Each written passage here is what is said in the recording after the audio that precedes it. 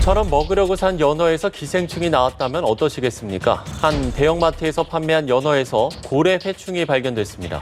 포장을 뜯고 연어를 꺼내자 기다란 흰벌레가 나왔기 때문입니다. 결론적으로 말씀드리면 이 보도는 명백한 오보입니다.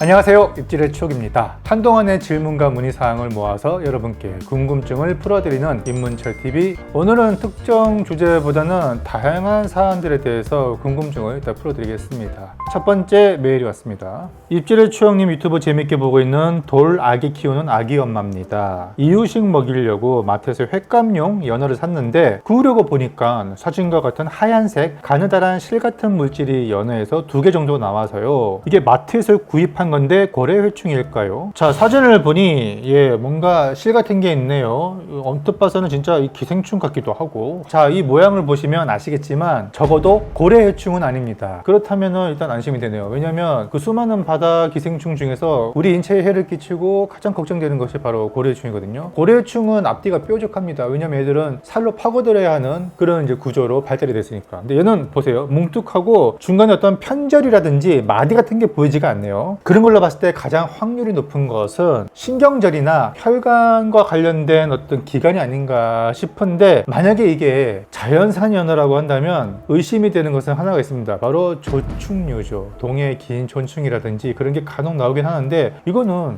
저 멀리 노르웨이에서 양식이 된 횟감용 연어란 말이에요. 기생충 감염 경로에 대해서 우리가 한번 되짚어 봐야 할 게, 기생충 감염은 먹이 사슬에 의해서 순차적으로 중간 숙주를 통해서 보유를 하게 됩니다. 자, 그런데 여기는 이제 해상 가두리에서 키워진 양식이잖아요. 양식은 사료로 먹여서 키웁니다. 그리고 잡자마자 바로 배 가르고 내장을 제거하잖아요. 이런 깔끔하고 신속한 전처리가 있고 나서 또 냉동으로 들어오기 때문에 절대로 이 기생충이 나올 수 없는 구조거든요. 뭐 0%라고 말하기는 어렵지만 노르웨이산이든 칠레산이든 양식연에서 기생충이 나오는 경우는 굉장히 드뭅니다. 그렇게 봤을 때 이거는 이제 고래충도 아니고 또 다른 기생충이라고 의심할 만한 그 어떤 정황도 사실은 보이지가 않습니다. 그래서 이런 것들은 떼놓고 익혀 드시면 되겠고, 만약에 이게 고래충이라고 하더라도 고래충만 따로 떼내서 익혀 드시면은 단백질밖에 안 되니까 건강상 아무런 위해를 끼치지가 않습니다. 자, 이 얘기를 하니까 한 몇 년 전에 그 뉴스 났던 게 기억이 나네요. 2020년경의 연합뉴스인데요. 한번 보겠습니다.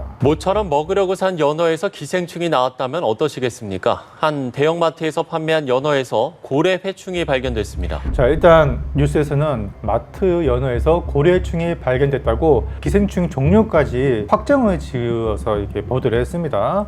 포장을 뜯고 연어를 꺼내자 기다란 흰벌레가 나왔기 때문입니다. 발견된 기생충은 평소 살아있는 생선 내장에 기생하다 죽게 되면 근육으로 파고드는 고래 회충인 아니사키스. 산채로 사람 몸에 들어가면 위벽을 뚫고 들어가 구토, 심한 복통을 일으키기도 합니다. 그러면서 나온 사진을 봤는데 고래충으로 보이시나요? 이게 딱 봐도 이거 고래충 아니라는 거는 그다지 전문가가 아니라도 생선 좀 다뤄보신 분들은 아실 것 같은데 끝이 뭉툭하잖아요. 고래충은 보시다시피 앞뒤가 굉장히 뾰족합니다. 그리고 굉장히 매끈한 몸체를 가졌죠. 그런데 지금 연어에서 발견된 이 녀석을 보면은 고래충이라고 보기는 어려운데, 이게 어떤 근거로 해서 이게 고래충이라는 결론을 짓고 보도가 됐는지는 잘 모르겠습니다. 예를 들면은 뭐 국립수산과학원 이런 데다가 샘플을 보내서 동정을 통해서 뭐 그쪽에서 답변을 받아서 보도를 한 거라면은 모르겠는데, 그런 과정이 일체 이제 보여지지가 않거든요. 결론적으로 말씀드리면 이 보도는 명백한 오보입니다. 그런데 지금 한 4년, 5년 가까이 지난 시점까지 이 해당 기사에 대해서 그 누구도 여기에 토로되지 않더라고요. 물론 이제 시간이 많이 지났기 때문에 이제 와서 뭐 어떡하겠냐 싶긴 합니다만, 그래도 제가 바로 정정해서 짚어드리고 싶은 마음에 여러분께 소개를 하는 겁니다. 자, 이거는 제가 동해 쪽에 가서 시장에서 찍은 건데요. 이 생선은 장대라고 하죠. 표준명은 양태. 뒤집어진 모습을 보면 뭔가 하얀 실 같은 게 다닥다닥 붙어 있습니다. 이 끝을 보면은 특징이 하나 있죠. 빨판 같은 게 붙어 있어요. 마치 거머리 같이 흙반을 이용해서 착 붙어서 체액을 빨아먹는 그런 느낌 느낌의 기생충류로 보이거든요. 이거랑 방금 전에 보도에 나온 이거랑 한번 비교해 보십시오. 닮았죠? 100% 유전적으로 일치하는 종이 아니라 할지라도 그 근연종이나 뭐 유사종 정도는 될 것처럼 보입니다. 그래서 제가 추가적으로 알아봤는데, 자, 이 녀석의 정체는요, 특히나 연어의 껍질에 많이 붙어서 기생하는 필로보트리움이라는 기생충입니다. 고래충과 같은 그런 기다란 선충류가 아니고 또 살 속으로 파고들어서 기생하는 그런 충이 아니라 단지 비늘이나 껍질에 흙반에 부착해서 사는 흡혈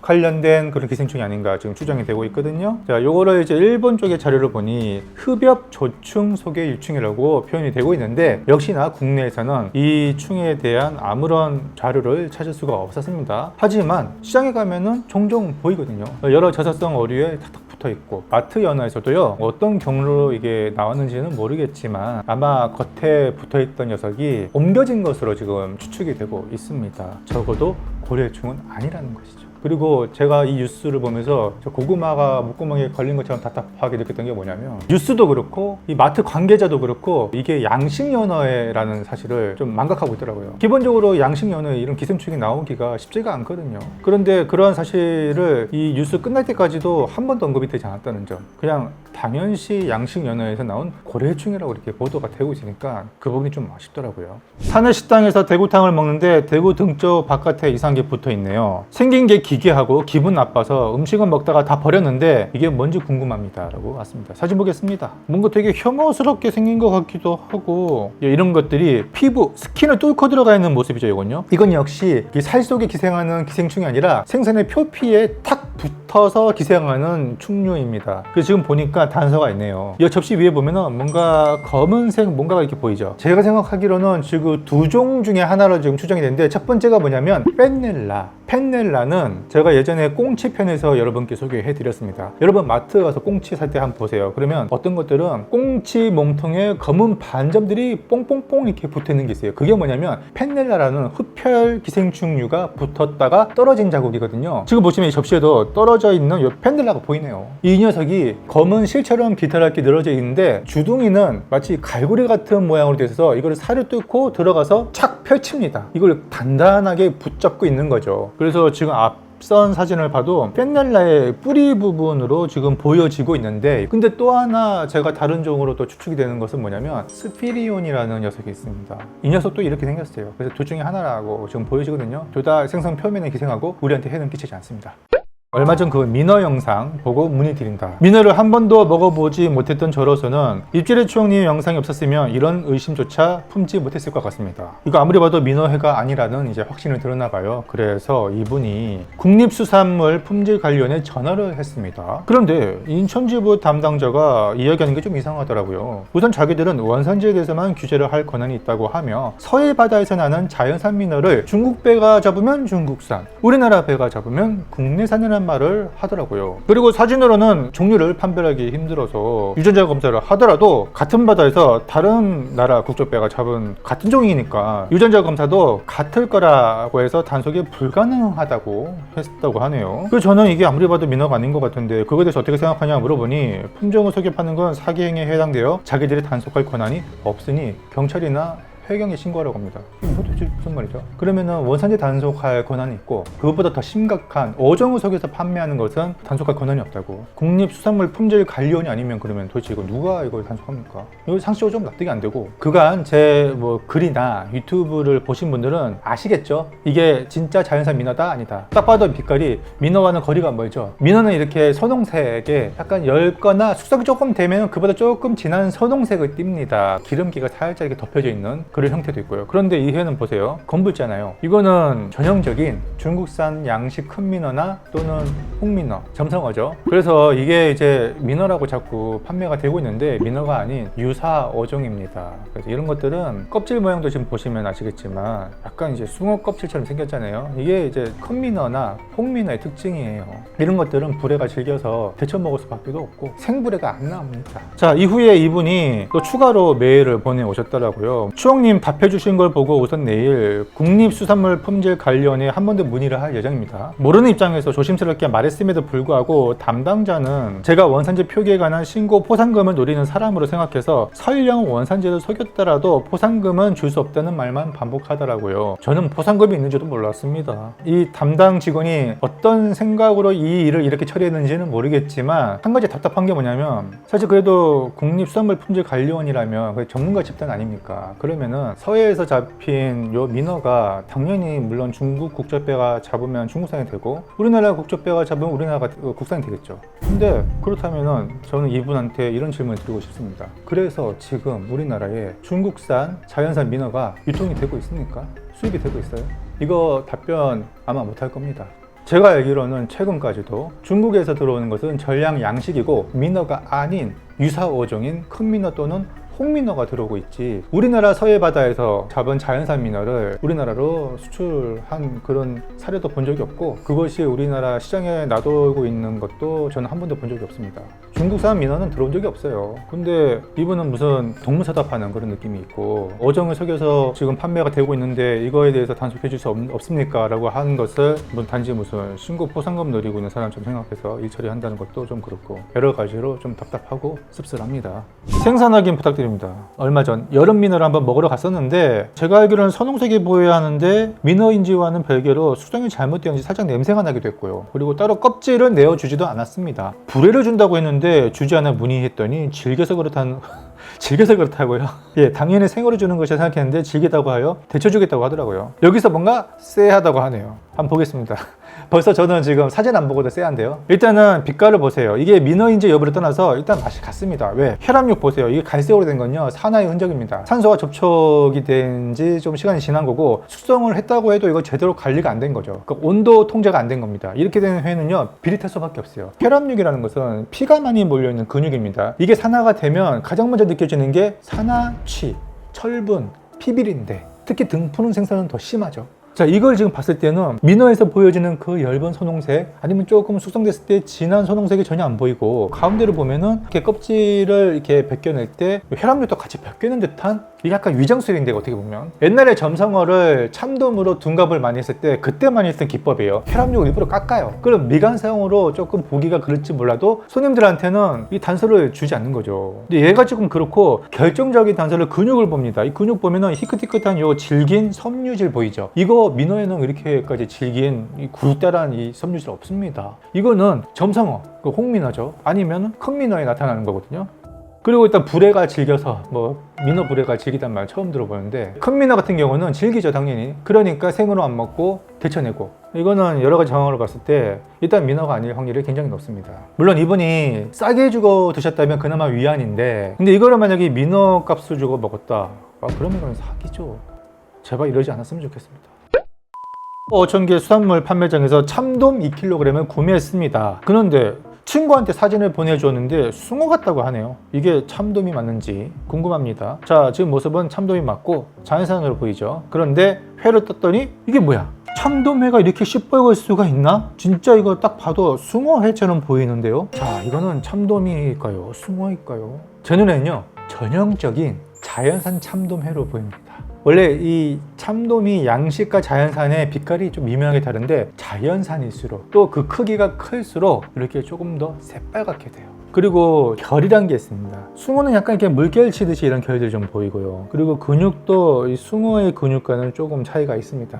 양식은 살짝 노랗기도 하는데 자연산 참돔은 좀 하얗거든요. 다만 이제 아쉬운 거는 이러한 사실과는 별개로 회 뜨시는 분이 껍질을 벗길 때 혈압육을 좀 너무 많이 깎아 먹었어요. 요거는 미간상에 좀 아쉬움을 줄 수가 있죠. 결론은 참돔이 맞다. 이번 장어편은 조금 우려되는 부분이 있습니다. 최근에 제가 이제 코스트코와 트레이더스 장어를 한번 비교해 드렸잖아요. 그거 말씀하시는 것 같아요. 한 달에 2번 이상 트레이더스 이용하는 사람입니다. 자, 그런데 거의 비슷한 간격으로 트레이더스 생민물 장어는 빅콜라가 있을 때도 있고 자포니카가 있을 때도 있습니다. 말모라타는 아직 본 적이 없습니다. 그런데 이번 편을 보고 사람들이 트레이더스 민물 장어는 자포니카라는 오해를 줄 수도 있을 것 같습니다. 참고로 제가 다니는 곳은 고양 스타필드 점입니다 라고 하셨네요. 저도 고양 대형 스타필드점을 이용했습니다. 물론 이제 이분 말씀대로 마트라는 게 그때그때 수급량에 따라서 소싱해 오는 제품이 다를 수 있어요. 그래서 지금 당장은 이제 자포니카라는 이 뱀장어종을 쓰다가도 또 뭐 가을이나 겨울 되면은 수급량 변동에 따라서 뭐 비콜라나 말몰라타 쓸 수도 있겠죠. 그랬을 때 사람들이 입질의 추억에서는 이거 분명히 자포니카를 쓴다고 나와 있는데 이건 왜 자포니카가 아니야? 라고 혼동을 줄 우려가 있다고 말씀하시는 것 같습니다. 만약 그렇게 된다면 저는 오히려 더 잘된 일이라고 생각합니다. 왜 그런지 아세요? 제가 그때도 그랬잖아요. 지금 가장 문제가 뭐냐면 사람들은 그저 민물장어 이렇게만 알고 먹는데 이 세부장어에 대한 표기 의무가 없다 보니까 이게 뱀장어인지 자포니카인지 뭔지 알고 드시기가 어렵다라고. 그러다 보니까 내가 지금 자포니카를 원하고 있는데 마트에는 표기가 없어. 자포니카인지 이거 물어봐야지만 알 수가 있어. 참 불편하거든요, 이런 게. 그래서 이런 걸 미연에 방지하고자 장어도 종류가 많으니까 오정 표기를 좀 의무화해서 표기해서 판매하도록 하면 어떻겠냐고 한 겁니다. 그래야지 혼동을 줄이시잖아요. 지금 법이 미비해서 생기는 혼란인 겁니다. 물론 제가 방송에서 여러분 이거는 자포니카만 팔지 않고 경우에 따라서는 말모라타나 비콜라로 팔 수도 있으니까 참고만 하십시오라고 언지를 주었으면 더 좋았겠죠. 근데 차라리 저는 이런 언지를 제 영상을 통해서 여러분들이 얻어 가시는 것보다는 궁극적으로는 이제 법이 바뀌어서 이 법 표기 의무화가 돼서 마트들도 이제 어정 표기를 좀 하고 팔았으면 애초에 이런 일이 생기지 않았을 거 아니에요. 정말 궁금해서 문의드린다 하네요. 종종 시장 방문해서 2층에서 직접 회나 해산물을 사서 먹곤 하는데요. 병어돔이라는 회를 우연히 접했는데 너무 맛있어서 다시 사 먹으려고 합니다. 그런데 작년에 에서 방문했을 때는 상인분들마다 부르는 명칭도 다르고 결국에는 먹지 못했다고 하네요. 그러니까 제가 문의드리고 싶은 부분은 뱅에돔도 아니고 병어돔으로 불리는 생선의 명칭입니다. 8월 24일에 찍힌 유일한 사진입니다. 예, 병어돔 맞고 이 병어돔이라고 하는 것의 표준명은 농어목 정경이과에 속한 무전 메갈입니다. 정경이과에 속한 어류이기 때문에 병어와는 아무런 관련이 없습니다. 그런데 생김새가 얼굴이 약간 살짝 병어와 닮았다고 해서 또 이제 고급 마케팅으로 쓰이는 요 돔자를 붙여서 병어돔 또는 병치 메가리 이런 식으로 불리곤 하는데 아무래도 우리한테는 돔이라는 어종이 조금 고급 어종이라는 인식을 주기 때문에 병어돔이라고 많이 유통이 되고 있어요. 근데 실제로는 병어와 관련이 없고 이건 우리나라 해역에 서식하지 않고 전량 100% 중국에서 양식으로 들어온 활어입니다. 여름이 제철이라서 이분도 이제 8월에 드셨다고 했잖아요. 가장 맛있을 때 드셨어요. 이때가 기름기가 쫙 올라 있습니다. 다만 이 무전 메가리는요 약간 지느러미와 닿아 있는 그쪽 살 쪽에 좀 질긴 섬유질들이 있어요. 이거를 칼질하시는 분들이 잘 이렇게 쳐내면은 굉장히 맛있습니다. 그런데 이거를 제대로 손질하지 않으면 입에 남아요. 이게 호불호가 있습니다. 그리고 이 무전 메가리 자체가 굉장히 탄력이 좋은 횟감입니다. 그러다 보니까 대부분 이제 수산상에서 판매하니까 활어회로밖에 먹을 수가 없는데 이거는 개인적으로 숙성해서 드시면 더 맛있을 거라고 생각이 됩니다. 자, 마지막입니다. 울산의 농어 먹어도 될까요? 궁금한 건 태양항에서 잡은 농어는 공장도 있고 해서 수질이 안 좋아 먹지 않고 풀어준다고 하더라고요. 그러면 어차피 인근 바다 상태도 비슷하지 않을까요? 그리고 농어는 기수역과 바다를 왔다 갔다 한다고 들었는데 그럼 결국 잡는 위치만 다르고 같은 생선을 먹는 건가요?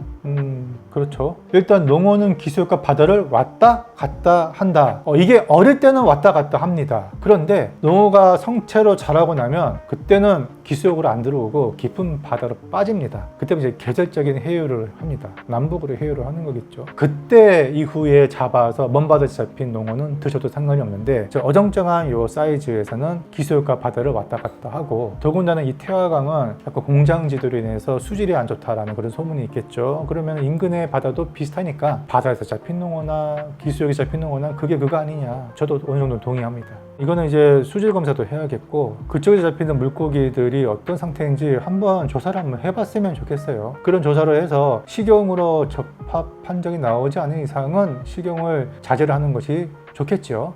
자, 이렇게 해서 오늘 다양한 사항에 대해서 알아봤습니다. 여러분들 시장 이용하면서 불편한 상황이거나 또 수산물 드실 때 궁금한 점 있으면 주저 마시고 저기 이메일로 저한테 문의를 주시면 제가 성심성의껏 답변을 해드리고요. 또 그중에서 몇 개를 추려서 여러분께 도움이 될 만한 것들은 이렇게 인문철TV로 소개를 하도록 하겠습니다. 저는 여기까지 하고 다음에 더 재미있고 유용한 소식으로 찾아뵙겠습니다. 감사합니다.